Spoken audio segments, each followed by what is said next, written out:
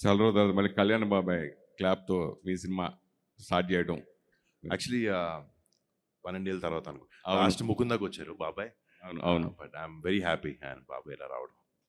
వరుణ్ గారు నాన్నగారు వారసత్వం జనరల్గా కొడుకే తీసుకుంటూ ఉంటారు, కానీ ప్రొడక్షన్ విషయంలో చెల్లి తీసుకోవడం గురించి మీరు ఏం చెప్తారు? అంటే నాకు అమ్మాయి అబ్బాయి అన్న డిఫరెన్స్ నాకు లేదండి. సో అది తన నాకు తమ్ముడైనా చెల్లైనా అక్కైనా అన్నైనా నాకు ఒకటే. నేను యాక్టింగ్ చేస్తున్నాను, తను యాక్టింగ్ చేస్తుంది, ప్రొడక్షన్ చేస్తుంది. I'm very happy. ఎప్పుడు యాక్చువల్లీ ఆ వారసత్వ యాంగిల్ ఆలోచించలేదు. తనకి నచ్చింది ఏం చేస్తున్నాను అని చూశాను. తనకి ప్రొడక్షన్ అంటే ఇష్టం, మంచి సినిమాలు చేయడం, మంచి టాలెంట్ని ఇంట్రడ్యూస్ చేయడం, అండ్ అలా I'm very happy and proud. Varun గారు సార్, హాయ్ అండి.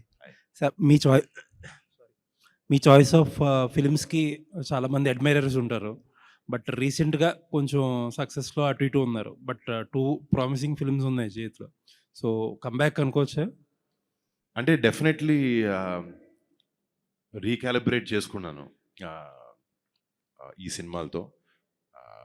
కొంచెం జనాలకి నచ్చే సినిమాలు అవ్వాలి. అంటే ఒకటేంటంటే నాకు ఈ సినిమా గురించి మాట్లాడుకుంటే ఇక్కడ కూర్చున్న టీమే నాకు ధైర్యం ఈ సినిమా చేయాలనే దానికి. ఈయన రాసిన స్క్రిప్ట్, ఇలాంటి టీంతో పనిచేయడమే I'm very very excited. And definitely